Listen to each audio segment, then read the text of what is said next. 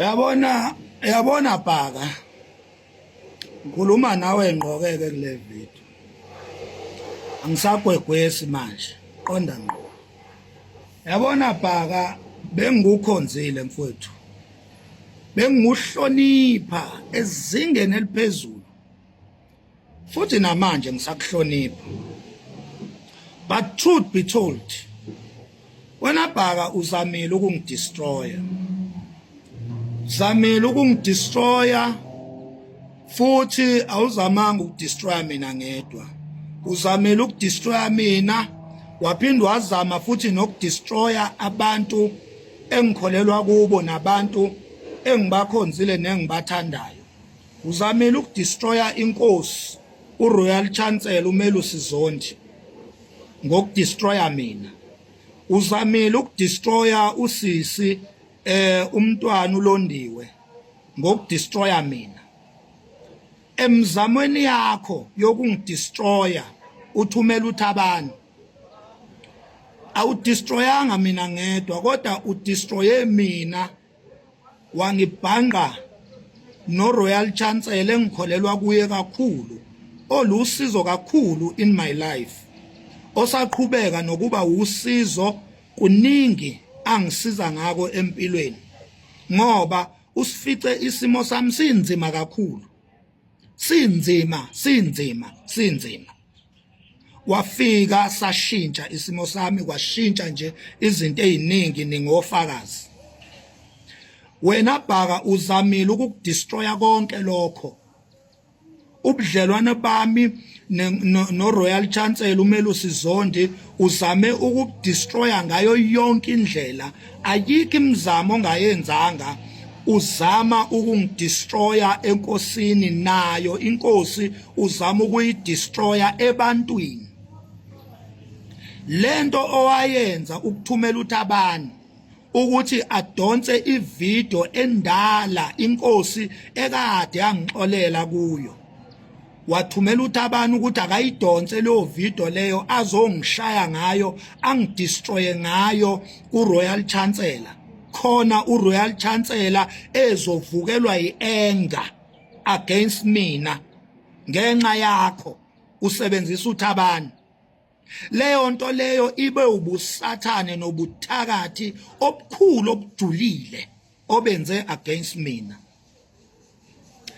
lento owayenza ngale ya video ukuthumela uThabani ukuthi akhulume lezi yazinto beyidestroya ubudlelwane bami noRoyal Chancellor ingidestroya mina ukuthi ngibe yinothing ngife iphinde futhi ilimaza isithunzi destroya uRoyal Chancellor leyanto idala umonakalo omkhulu bhaka idala umonakalo omkhulu leyanto siyambonga nje uRoyal Chancellor ngokuba wise ngokuhlakanipha nokuvuthwa emqondweni ukuthi akwazi ukuyiunderstanda yonke lento ukuthi ayingayi enhlizweni kuye siyambonga nje uvuthiwe uRoyal Chancellor kodwa bhaka uzamile wena ungidestroyile wena bhaka isenzo sikaThabani sokuthi angikolekele iminikelo ebantwini bekungesona isenzo ebesisuka othandweni nebesichaza ukuthi uThabani uyangizwela bekuyisenzo ebesaqhubeka nokungidestroya mina ukuthi isimo sesiphoqa ukuthi ngikolekelwe iminikelo ku TikTok wena bhaka unayo imali wena ukube bewufuna ukulekelela isimo sami sokuthi ngisemkhukhwini bewuyokhipha ephaketheni lakho ungelekelele bewungeke uthumela uThabani ukuthi angikolekele iminikelo ku TikTok bekuyisenzo leso sokuqhubeka nokungidestroya unemizi sithabathaba zemizi nqwaba unayo imali wena bhaka unayo imali unenqwaba yezimoto ama-BM ama-X5 unayo imali ukube wena bewunezinhloso ezinhle zokuthi ulekelela isimo osibona kimi bewungayikuthuma uThabani ukuthi akayongikolekela iminikelo ko social media, kodwa bewuzokhipha imali wena Bhaka ephaketheni lakho ulekelele isimo sami. Kodwa ngoba inhloso zakho ngoThabani bekudestroya mina phambi kwabantu, bekudestroya mina emhlabeni ngokungikolekela iminikelo ko TikTok, uphinde futhi ukhulume izinto ezibhlungu, izinto esezadlula, ubuyisa ama video through uThabani, buyisa ama video isizwe esesadlula kuwo, ngisho indlunkulu izinto eseyakhohlwa yizo nayibuyisa in my name. Uzamile ukungidestroya Bhaka.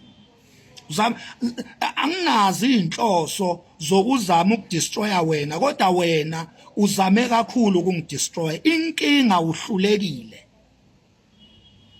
Uzame kakhulu ukungicekela phansi Bhaka, uzame kakhulu ukungibulalisa ungiqhathe nenkosi uRoyal Chancellor. Inkinga, you failed.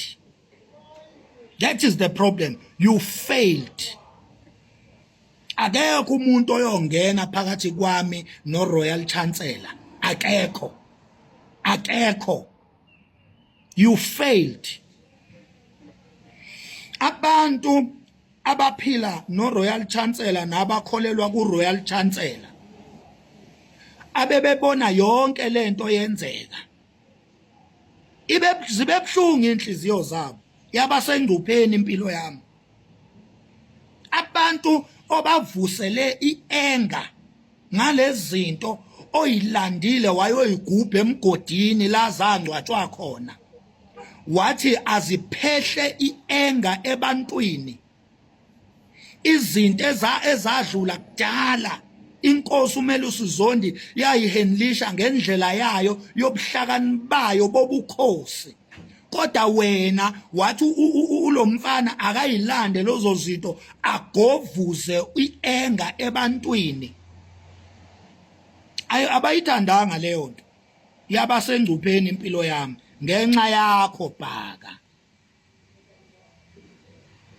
Mina ngiyazi ukuthi wena Bhaka uhlezi ufuna kuthiwe uwe onamandla, uwe onepower, wena inkunzi, wena uvulavala.